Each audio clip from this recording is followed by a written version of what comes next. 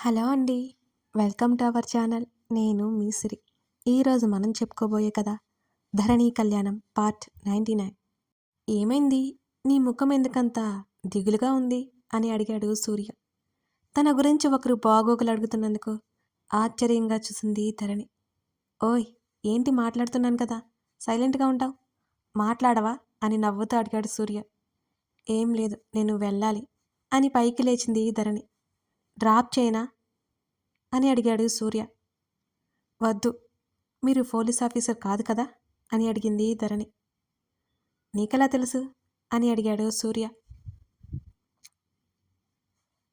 మీరు మామూలు కారులో వచ్చారు, ఏదో ఒక ఉద్యోగం చేస్తున్నట్టు కూడా లేరు, మామూలు బట్టల్లో ఉన్నారు, స్టూడెంట్లా, అందుకే అలా అనిపించింది అని చెప్పింది ధరణి. ఇంటెలిజెంట్, నా పేరు సూర్య, మరి నీ పేరేంటి అని అడిగాడు సూర్య. నా పేరెందుకండి, బాయ్ అండి, once again thank you so much అని చెప్పి కాస్త దూరంలో ఉన్న బస్ స్టాండ్కి వెళ్ళి బస్సు ఎక్కి వెళ్ళిపోయింది ధరణి. వెళ్తున్న ధరణినే చూస్తూ ఉన్న సూర్యముఖం చిన్నగా విచ్చుకుంది. పంతులు గారు, మా బాబుకి తగ్గ అమ్మాయిని చూసారా అని అడిగింది బామ్మ. చూస్తున్నాను తల్లి, ఎంత చేసినా కళ్యాణ గడియలు రాకుండా అంతా వృధా అవుతుంది, మీరు కంగారు పడకండి, ఈ సంవత్సరం మీ బాబుకి కళ్యాణ యోగం ఉంది అని భరోసా ఇచ్చారు పంతులు గారు. అదే నమ్మకంతో ఉన్నాము పంతులు గారు. మీకు తెలుసు కదా ఇంట్లో ఏం జరిగింది. గగన్ బాబు డిస్టర్బ్ అయిపోయాడు, ఆ తర్వాత మమ్మల్ని చూడ్డానికి కూడా రావడం మానేశాడు, మేమే వెళ్తున్నాం, పెళ్లి గురించి మాట్లాడితే ఇష్టపడట్లేదు అని బాధగా చెప్పింది మాలవిక. మీరేం కంగారు పడకండి, మీకంతా మంచి జరుగుతుంది, మీ ఇంటి గౌరవం నిలబెట్టే కోడలు త్వరలోనే మీ గడప తొక్కుతుంది అని చెప్పాడు ఆయన. మేము అదే కోరుకుంటున్నాం పంతులు గారు అని అంది బామ్మ. నేను చూస్తాను తల్లి, ఇక వెళ్ళొస్తాను అంటూ పైకి లేచారు ఆయన. ఆయన్ని సాగనంపి లోపలికొచ్చింది మాలవిక. ఫ్రెండ్స్తో పాటు పబ్లో ఉన్నాడు గగన్. హాయ్ హ్యాండ్సమ్ అంటూ అతని పక్కన కూర్చుంది అతని 4వ గర్ల్ ఫ్రెండ్. హాయ్ లీనా అంటూ హగ్ చేసుకున్నాడు అతను. లెటస్ డాన్స్ అని అడిగింది లీనా. ష్యూర్ లీనా అంటూ ఆమె నడుం చుట్టూ చేతిని వేసి ఆమెతో డ్యాన్స్ చేయడం మొదలుపెట్టాడు గగన్. అతని ఫారెన్ ఫ్రెండ్స్ ఇంకా ఎంకరేజ్ చేస్తూనే ఉన్నారు. కాసేపటి తర్వాత డ్రాప్ చేయమని అని అడిగింది లీనా. ఇంట్రెస్ట్ లేదు గగన్, ప్లీజ్ గగన్ అని అడిగింది మళ్ళీ. ఓకే అని వెళ్తున్నానన్నట్టు ఫ్రెండ్స్కి చెప్పి లీనాతో పాటు బయటకు వచ్చాడు గగన్. లీనా కారు ఎక్కిన తర్వాత కార్ స్టార్ట్ చేశాడు గగన్. లీనా రూమ్కి కొంచెం దూరంలో కార్ ఆపమంది లీనా. అతను కార్ ఆపాడు. టైం చూస్తే మిడ్ నైట్ అయింది. గుడ్ నైట్ లీనా అంటూ ఆమె కారు దిగుతుందని అతను వెయిట్ చేశాడు. గగన్, ఐ లవ్ యూ అంటూ అతన్ని కిస్ చేసింది లీనా. అసలే డ్రింక్ చేయడం వల్ల కొంచెం మత్తుగా ఉండి లీనా అలా చేయడంతో కంట్రోల్ మిస్ అయ్యాడు గగన్. ఆమెకి పోటీగా ముద్దు పెట్టాడు. గగన్ని గ్రిప్లోకి తీసుకోవాలని లీనా చేతులు గగన్ ఛాతీ మీద నుంచి కదులుతూ ఉంటే, స్నేహితురాలు అని ఎంత చనువుగా ఉన్నా హద్దులు దాటకూడదని చెప్పిన మాలవిక మాటలు గుర్తొచ్చి లీనాని వెనక్కి తోసేశాడు అతను. గగన్, వాట్ హ్యాపెన్ అని ఆమె అడుగుతుంటే, యూ మే గో లీనా అని పొలైట్గా చెప్పి ముఖం పక్కకు తిప్పుకున్నాడు. గగన్ మీద రెస్పెక్ట్తో అలాగే అని వెళ్ళిపోయింది లీనా. 2 నిమిషాల్లో కారులో వెనక్కి వాలి కళ్ళు మూసుకుని కార్ స్టార్ట్ చేసుకుని తన ఫ్లాట్కి వెళ్ళిపోయాడు గగన్.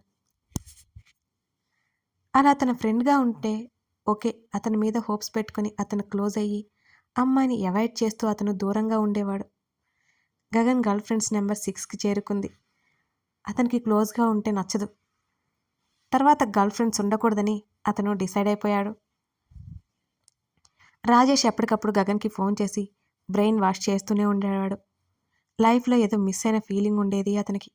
ప్రగతి సూసైడ్ విషయం గుర్తుకొస్తే అసహనం ఎక్కువయ్యేది అతనిలో. అమ్మాయిలంటే అంతకుముందు ఉన్న రెస్పెక్ట్ పోయింది అతనిలో. ప్రగతి సూసైడ్ చేసుకుంది అని ఆలోచిస్తుంటేనే అతనికి ప్రతిసారి కోపం పెరిగిపోతూనే ఉంటుంది. ఇన్స్పెక్టర్ ద్వారా అతను తెలుసుకున్నది మర్డర్ చేసి ప్రగతిని చంపేశారు అని. కేసు రీఓపెన్ చేయించాడు గగన్. క్లూస్ అయితే ఏమీ దొరకలేదు. నిరుత్సాహపడిపోయాడు. తను ఎంతోమంది అమ్మాయిల్ని చూశాడు. అమ్మాయిలు జెన్యూన్గా ఉండరు అని అతనికి అనిపించింది. అతనికే తెలియకుండా అతని మాటల వల్ల ధరణి ఎన్నోసార్లు అవమానంగా భావించి బాధపడింది కూడా. ఆమె ఫీలింగ్స్కి వాల్యూ ఇవ్వలేదు. అతనికి నచ్చినట్టున్నాడు. అందరూ అమ్మాయిలు ఒక్కటే అనుకొని భ్రమలో ఉన్నాడు అతను. నిద్రపోతున్న ధరణి గదిలోకొచ్చాడు దినేష్. తలుపు లాక్ చేసుకోవడం మర్చిపోయింది. నిద్రపోతున్న ధరణిని చూస్తూ ఆమె ముఖానికి దగ్గరగా ముఖం తీసుకువెళ్ళాడు. ధరణికి మెలకువ వచ్చి వెంటనే కళ్ళు తెరిచి గట్టిగా అరిచింది. దినేష్కి ఏం చేయాలో అర్థం కాలేదు. సత్యనారాయణ కూతురు దగ్గరికి పరుగున వచ్చాడు. ధరణి ఏమైంది అంటూ లైట్ వేశాడు. గదిలో దినేష్ లేడు. తండ్రి చెప్పినా నమ్ముతాడు అని ధరణికి నమ్మకం లేదు. అది అది ఎవరో వచ్చినట్టు అనిపించింది నాన్న అని భయపడుతూనే చెప్పింది ధరణి.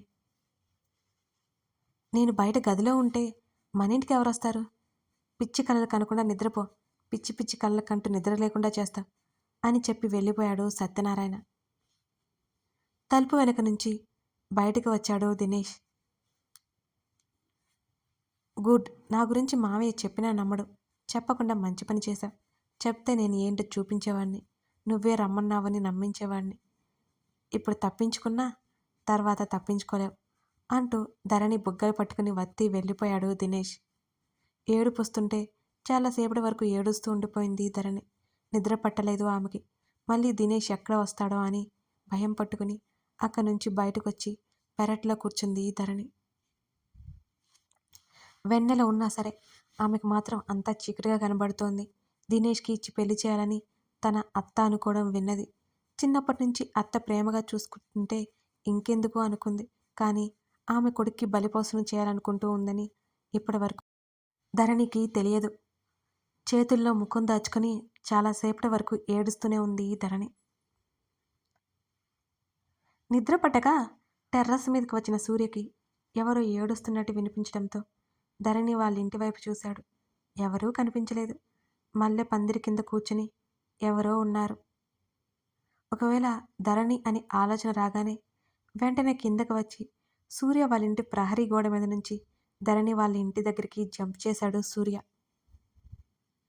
ఓయ్ అని సూర్య పిలుపు వినగానే ఉలిక్కిపడి చూసింది ధరణి. ఏమైంది? ఎందుకు ఏడుస్తున్నావు అని అడిగాడు సూర్య. మీరేంటిక్కడ అని అడిగింది ధరణి కంగారుగా చూస్తూ. ఇదే కదా మా ఇల్లు అంటూ బిల్డింగ్ చూపించాడు సూర్య. ఆశ్చర్యంగా చూసింది ధరణి.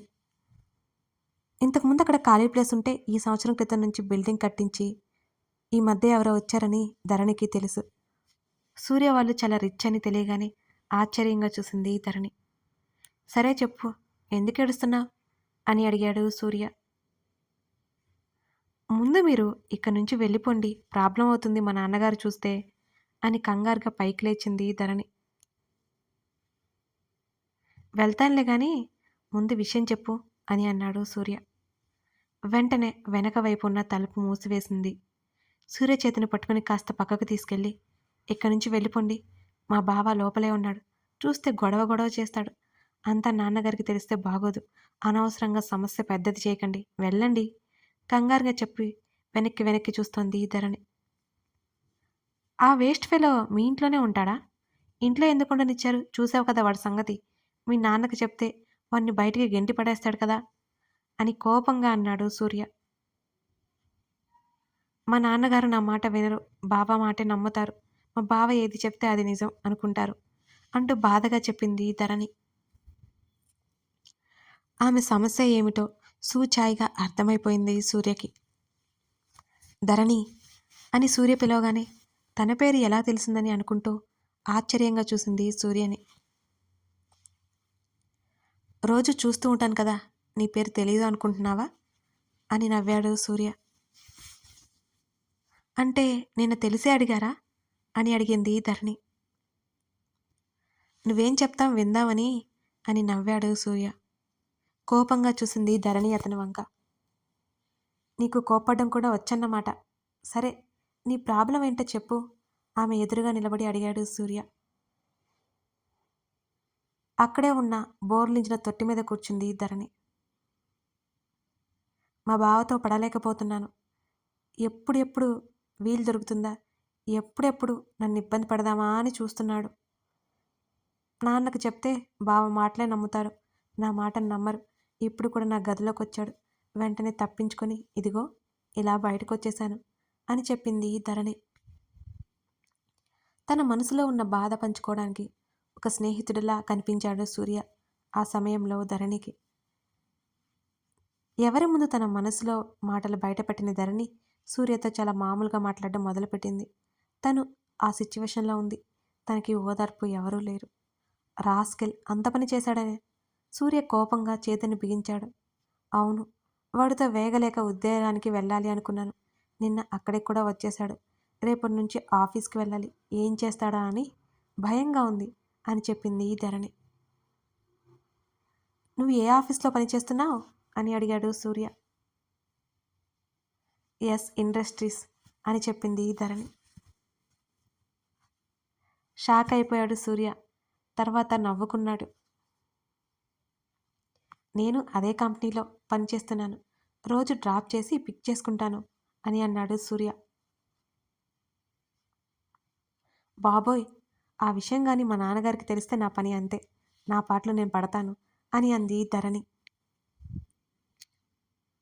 సరే, ఒక పని చేయి, బస్ స్టాండ్ వరకు రా, అక్కడి నుంచి నేను తీసుకువెళ్తాను అని చెప్పాడు సూర్య. వద్దండి బాబు, మీరు హెల్ప్ చేస్తాను అన్నందుకు చాలా థ్యాంక్స్. నేను వెళ్తాను. మీలాంటి డబ్బున్న వాళ్ళతో నా వల్ల కాదు చేతులెత్తేసింది ధరణి. నేను అంత వెధవని కాదు అని నవ్వాడు సూర్య. అయ్యయ్యో, నేను అలా అనలేదు, మామూలుగా చెప్తున్నా అని కంగారుగా చెప్పింది ధరణి. సరే, ఇప్పటి నుంచి మనం ఫ్రెండ్స్ అంటూ చేతిని ముందుకు పెట్టాడు సూర్య. ఓకే, కానీ చెయ్యివ్వకుండా చెప్పింది ధరణి. ఆమె చేతిని బలవంతంగా లాక్కుని ఫ్రెండ్స్ ఇప్పుడు అని నవ్వాడు సూర్య. ధరణి కూడా చిన్నగా నవ్వింది.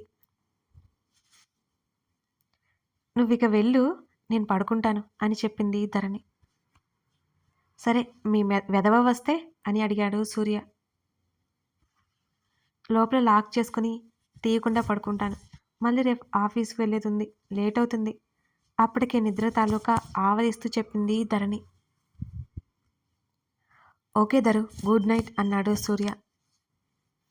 ధరునా? షాక్ అవుతూ చూసింది ధరణి. అవును, మనం ఫ్రెండ్స్, ఎలా అయినా పిలుచుకోవచ్చు అని అన్నాడు సూర్య. అయినా వద్దండి, అలా పిలిపించుకోవడం ఇష్టం లేదు నాకు అని చెప్పింది ధరణి. ధరణి చెప్పినప్పటి నుంచి ఇప్పటికీ చెప్తూనే ఉన్నా సరే ఎప్పటికీ సూర్య ఆ పిలుపు మానలేదు. నువ్వు కూడా అండి గిండిని తీసేసి సూర్య అని పిలువు నవ్వుతూ చెప్పాడు సూర్య. సరే అని చెప్పి సూర్యని వెళ్ళిపోమని చెప్పి లోపలికి వెళ్ళిపోయింది ధరణి. ఆమె మాట తీరు, ఆమె అమాయకత్వం, ఆమె అందం సూర్యని బాగా అట్రాక్ట్ చేశాయి. ఇన్స్పెక్టర్కి ఫోన్ చేశాడు గగన్. ప్రగతి మర్డర్ గురించి ఏమైనా తెలిసిందా సార్ అని అడిగాడు గగన్. లేదు సార్, తెలియలేదు. కేసు క్లోజ్ అయిపోతుంది కదా నసుకుతూ చెప్పాడు ఇన్స్పెక్టర్. సార్, ఇదంతా ఎవడో కావాలని చేశాడు. వాడు తప్పించుకోవడానికి నా పేరు ఉపయోగించుకున్నాడు. ఫ్యామిలీ అంతా నా వల్లే ఆ డెవిల్ చనిపోయిందని మనసులో అనుకుంటున్నారు. మీకు ఎంత కావాలంటే అంత సెటిల్ చేస్తాను. ప్రగతిని చంపినవాడు ఎవరో కనుక్కోండి అని అన్నాడు గగన్. అలాగే సార్ అంటూ ఫోన్ పెట్టేశాడు ఆ ఇన్స్పెక్టర్. ఫోన్ పెట్టిన తర్వాత నవ్వుకున్నాడు గగన్. ఇన్స్పెక్టర్ ప్రగతి చావు గురించి బయటకు రాకుండా చేస్తున్నాడని గగన్కి బాగా తెలుసు. ఇన్స్పెక్టర్ ఆడే గేమ్ మౌనంగా చూస్తున్నాడు గగన్. అసలు సిసలైన సూత్రధారి ఎవరో కనిపెట్టాలని ఎంతో ప్రయత్నాలు చేసినా ఉపయోగం లేకపోయింది గగన్కి. ఆ విషయం అందరితో వదిలేసినట్లు వదిలేశాడు. ఆ వ్యక్తి మళ్ళీ గగన్ వైపుకు వస్తే అతను గగన్ మీద పగతో ప్రగతిని చంపినట్టు, ఒకవేళ ఎప్పటికీ గగన్ జోలికి రాకపోతే ప్రగతితో ఆ విషయం క్లోజ్ అయిపోయినట్టు. గగన్ ఎంత ప్రయత్నం చేసినా ఆ విషయం తేలదని అతనికి అర్థమైపోయింది అని అనుకున్నాడు గగన్. కానీ ముందు ముందు తన జీవితంలోకి ఆ వ్యక్తి వస్తాడని గగన్ ఎక్స్పెక్ట్ చేయలేదు. మరోవైపు సూర్య ధరణి మంచి ఫ్రెండ్స్ అయ్యారు. ధరణి కూడా సూర్యతో చాలా సన్నిహితంగా ఉండేది. అతన్ని ఒక ఆప్యాయమైన మిత్రుడిలా భావించేది. సూర్య ఆఫీస్లో వర్క్ చేస్తున్నాడు అని ధరణి అనుకుంది.